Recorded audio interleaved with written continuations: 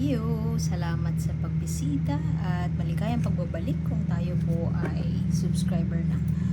Ito po ay ang Sun, Moon, Rising Sign and Venus General Reading para sa sign ng Leo. Kunin nyo lang kung ano yung nakarelate kayo, tapon nyo yung hindi. Okay lang yan kung hindi nakarelate. Maaari ang susunod na upload ng video ang siyang makakarelate tayo. So like, share, and subscribe lamang po tayo para masubaybayan natin ang mga pag-upload ng susunod na video. Pero kung hindi pa rin nakarelate, okay lang yun.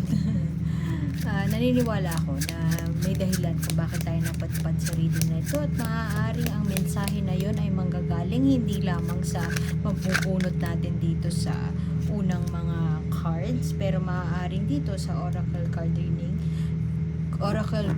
reading sa dulo na isang mensahe mula sa higher self, mula kay universe, mula sa Diyos, na applicable siya kahit ano pa man ang naratibo o kwento na meron dito sa mga first few readings, first dito sa card na to at dito sa card sa deck na ito. Okay, Leo, may pinagdadaanan ba tayo na hirap na tayo? Para tayong nasa gera, hindi matapos-tapos na gera. Kailan ba matatapos to? Too near yet too far. Akala ko tapos na to last month, di pa pala, paulit-ulit na lang, napapagod na ako. At maraming pagsubok na binibigay sa atin. Alam ko malakas akong tao, pero bakit paulit-ulit na wala? Pagod na ako. Stretching yourself way too thin at hindi na naniniwala sa milagro. Parang walang milagrong parating. Dasal naman ako ng dasal. Bakit parang ganun walang nangyayari? Ako'y napapagod na. Ito ang enerhiya na nakukuha ko kay Leo ngayong buwan. Maaaring August ito naramdaman ni Leo at maaaring mag-continue o magpatuloy pa sa susunod na buwan sa Setyembre. At ito ay parang kumbaga nasabi ko din ito sa isang reading, wake me up when September ends. Parang hell week kumbaga sa school, sabay-sabay ng pasakit, sabay-sabay ng pagod, puyat, kailangan ko na ng vitamins, yung ganun, stress na stress, yun ang nakikita ko. Maaaring ito ay may kinalaman sa soulmate connection, pero pag soulmate connection hindi naman siya dapat ganun kabigat, diba? O pwede din na relasyon, pwede yung iba sa inyo ay nag-reach out sa ex or nag-reach out sa kababata, na akala niya soulmate niya, na-miss niya yung kababata niya, na in love, na-realize niya mahal niya pala ang kababata niya, na-realize niya mahal niya pala yung ex niya. Tapos hindi siya nag-turn out in a way na gusto ni Leo mag-turn out. So parang ngayon, hindi naman sa pinagsisisihan mo yung pag-reach out tayo, pinagsisisihan mo yung nangyari na yun in the past, pero you can't help but think na parang bakit ganun. Hindi ko lang sana ginawa yun. Pwede din na meron kayong ibang may parte ng buhay nyo ngayon na hindi nyo ma-let go. Pwede asawa nyo na nagloloko pero kinikip nyo pa rin kasi para sa bata. Classic para sa bata. Pwede gano'n.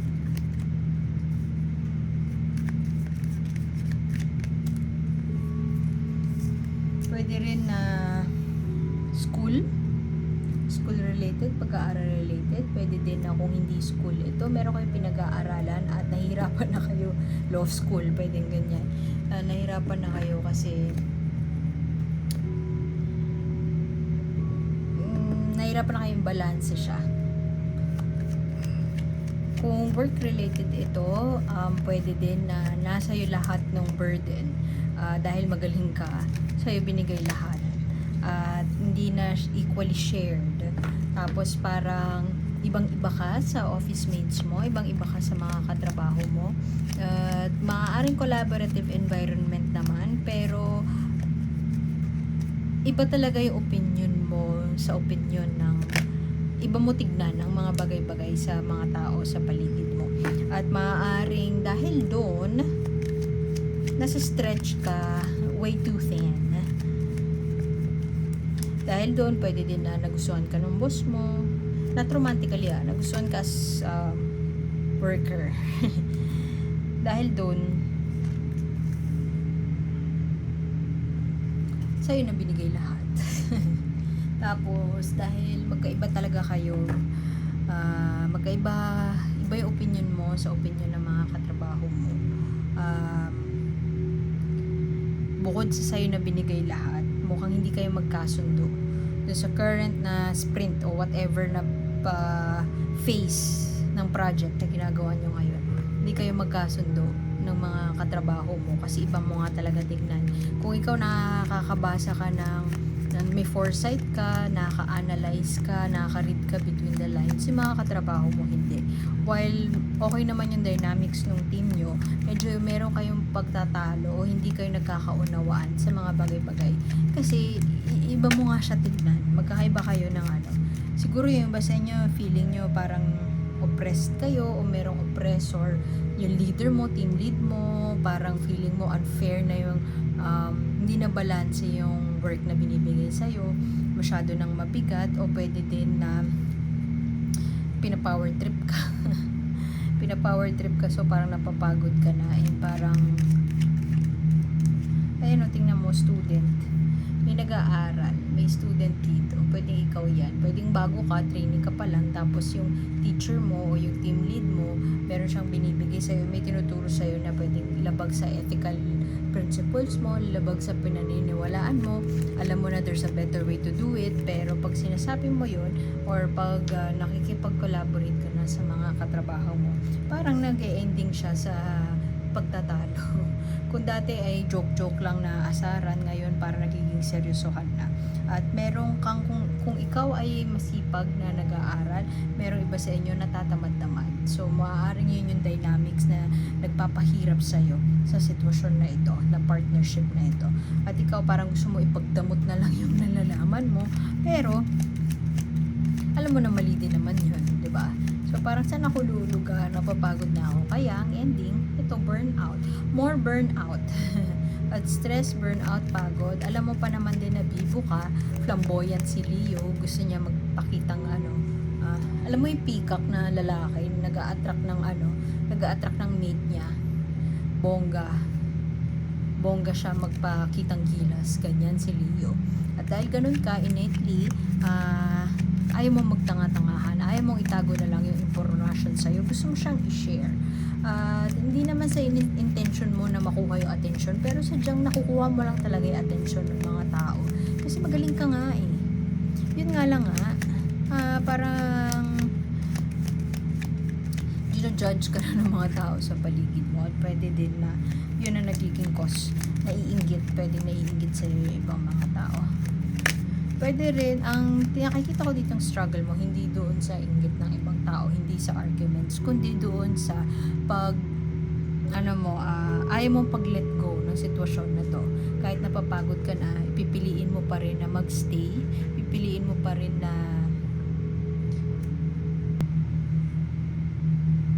ipagpatuloy siya kasi tingin mo yun yung dapat.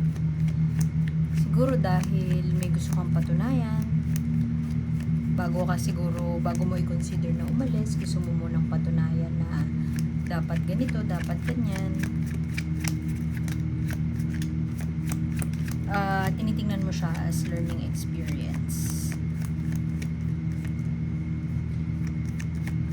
Merong energy ng possessiveness akong nakikita dito. Alam mo yung pagod na pagod ka na, pero iraraos mo siya. Kasi, yun nga, meron kang gustong patunayan.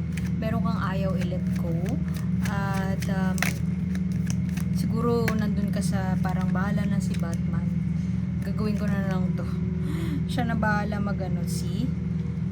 masasaktan ka lang. Just trying to prove something. Kung ang intention ay patunayan, pwedeng magpakitang gilas, maaaring masaktan ka lang in the long run. At yun nga, burnout. Nagpakita na yung burnout sa'yo eh. Maaaring may expectation tayo na magbabago ang lahat once matapos mo yung project, mairaos mo yung project, pero hindi ka sure doon.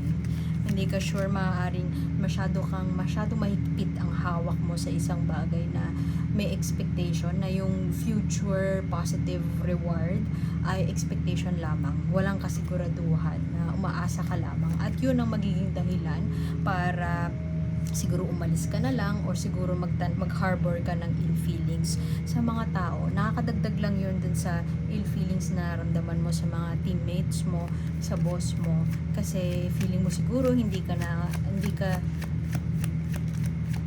hindi ka nare-reward in a way na ina-expect mo. Pero sorry Leo, ang nakukuha ko sa cards mo ay, sino ba may sabi sa'yo? Siguro kung tatanungin mo, face to face, yung mga katrabaho mo or yung mga tao na to na feeling mo ay hindi ka napupuna, hindi ka napapansin, hindi ka binibigyan ng atensyon na gusto mo. Kung face to face mo lang sila, baka kung huhugutin mo yung truthful feeling sila towards you, baka sabihin nila is, sino ba may sabi sa'yo na gawin mo lahat? Pwede ka naman humingi ng tulong.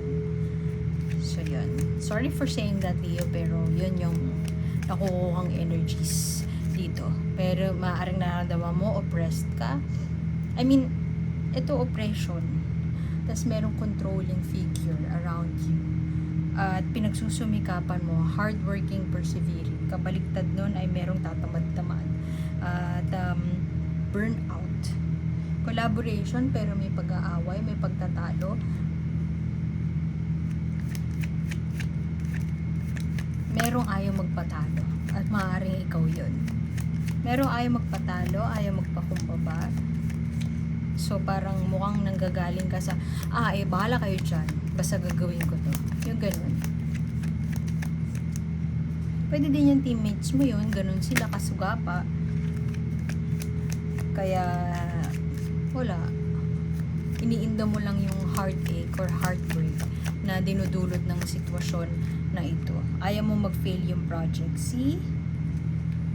If there's something na gusto mong gawin ng mabilisan, hindi itong pagraos ng project yun, at maaaring iyon ay say yes to yourself. Ikaw naman, huwag mong kalimutan ang well-being mo, mental health, health mo in general.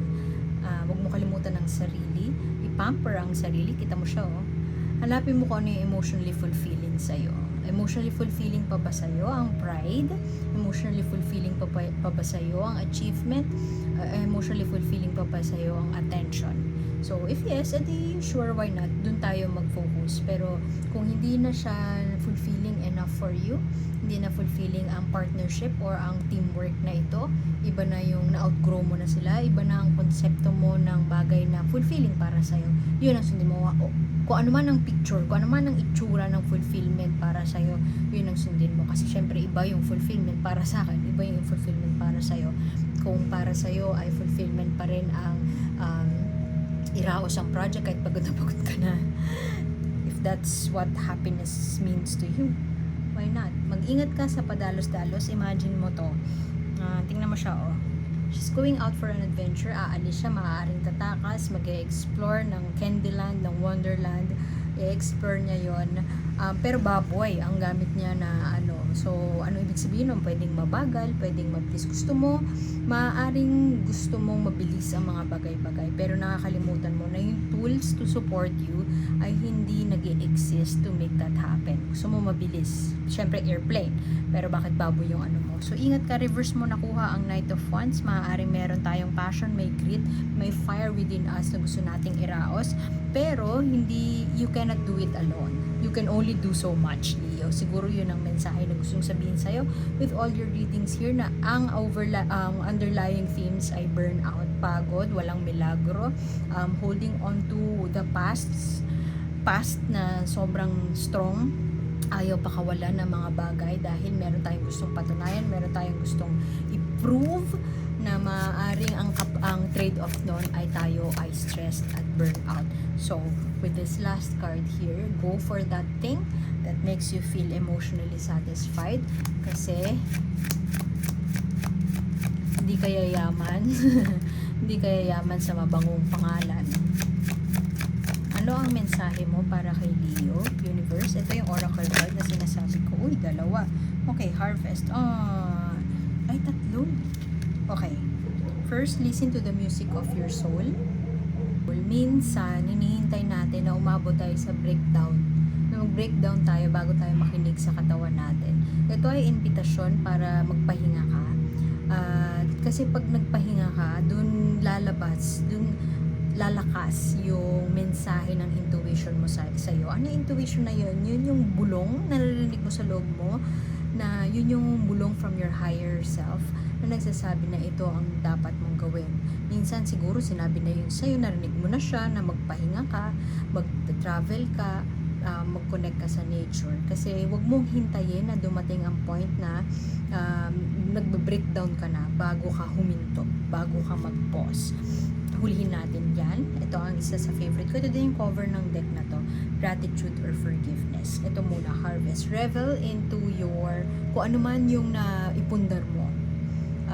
I-honor mo yon. Celebrate your wins. Kung ano man, you're exactly where you need to be. Hindi mo kailangang i-push pa.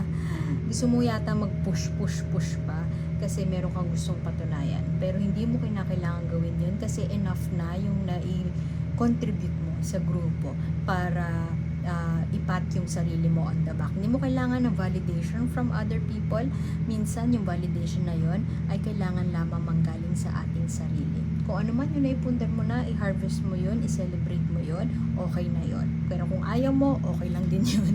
So ito, ang mensahe nito, you can always be right. You can choose, parang justice card to sa tarot para sa akin. Ang hustisya ay makakamit sa pagpapatawad. Maaaring hindi nagme-make sense yun sa'yo, pero tandaan mo na you can always choose to be right. Pero you can choose to be free. Mas gusto mo ba na mabigat ang naramdaman? Tama ka, oo, may napatunayan ka, achiever ka, ikaw ang best among the rest, pero may bigat sa kalooban mo dahil ayaw sa'yo ng mga tao. Gusto mo ba yon? Versus, nandun tayo sa posisyon ng pagpapakumbaba, parang para sa'yo, hindi mo na-meet yung standards mo, kulang yung binigay mo, pero masaya ka, hindi ka pagod, hindi ka burnout. So again, you can choose to be right or you can choose to be free. Anong pipiliin mo, Leo? So, iwan ko na yun doon. Salamat sa pagbisita at sana makita ko po kayo ulit. Ako si A. Continue lang kayo or check out nyo lang yung mga links sa description box below kung gusto nyo mag-explore. Maraming free dun sa website. So, salamat and see you soon. Ako po si A. Bye-bye!